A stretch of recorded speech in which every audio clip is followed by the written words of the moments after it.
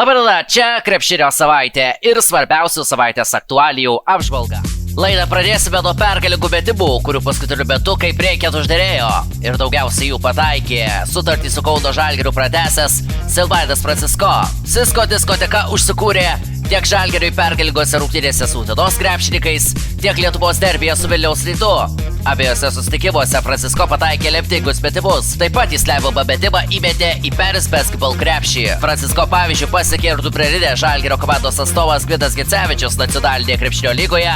Taip išsprendęs ketvirtfinalio dvikovos su Marijampolės Sūduva Baltika baigti. Tiek apie pergalingus paskutinius sekundžių metimus. O dabar mūsų laidoje šios savaitės krepšinio aktualijos. Vienas svarbiausių sezono pralaimėjimų patyrė Vilniaus Ryto krepšininkai. Pastarieji nusileido Stambulo Galatasaray ekipai 81-89.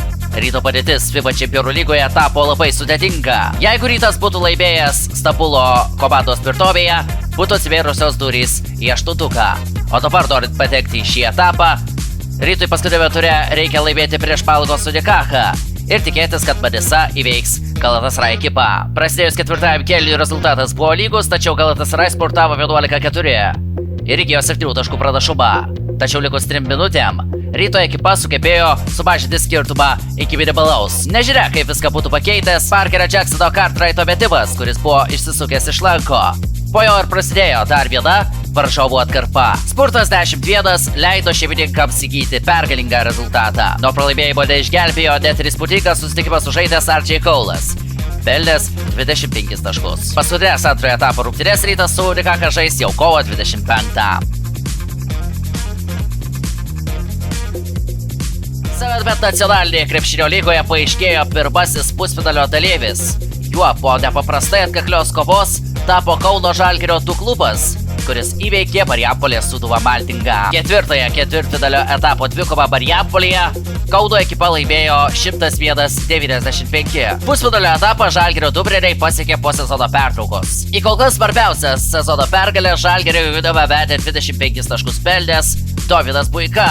Aleksas Beliauskas pelnė 21 tašką. Marijampolės klubui šis sezonas jau baigtas, o paskutinėse jo rungtynėse Vytautas Šulskis surinko 26 taškus. Domantas Vilys atseikėjo 19. Pusfinalio etape jaunieji žalgiriečiai susitiks su Vilkaviškio Perlo grupinis pirkimas.lt krepšininkais, kurie kovo 21-ąją uždarė savo ketvirtfinalio seriją su Jurbarku Karių Badvesta. Ketvirtasis jos rungtynės Vilkaviškio komanda laimėjo net 30 taškų, 92-62. Ši pergalė leido vilkaviškiečiams pirmą kartą užsitikrinti vietą stipriausių lygos komandų ketverte. Tuo metu serijose tarp Omegos Tauro LSU ir Telšių bei Vyčio VDU ir Palangos Olimpo prireikė 5 susitikimų. Apie juos papasakosime kitoje laidoje.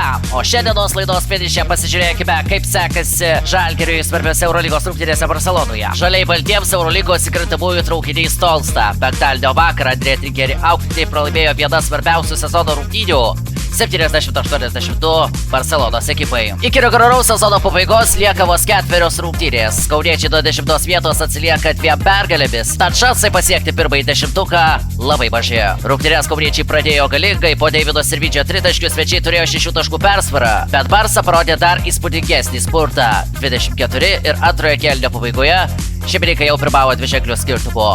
Ir nors Žalgiris baltos vėliavos nekelia, stebuklo kauniečiams pasiekti nepavyko. Kauniečiai reguliariame sezone dar susitiks su Monako, Berermano Asbel ir Stambulo Anadolu FS ekipomis išvykose, o vienintelė dvikova namuose bus su Belgrado Partizan. Silvanas Francisko pralaimėjusiems surinko 13 taškų, tiek pat Igno Brazdėkio ir Deivido Sirvidžio kraičiuose. Žalgiriečiai nesilaikė Dario Bruzelos, kuris buvo rezultatyviausias nugalėtojų gretose su 20 taškų. Šiandien tiek laidoje Krepšinio savaitė.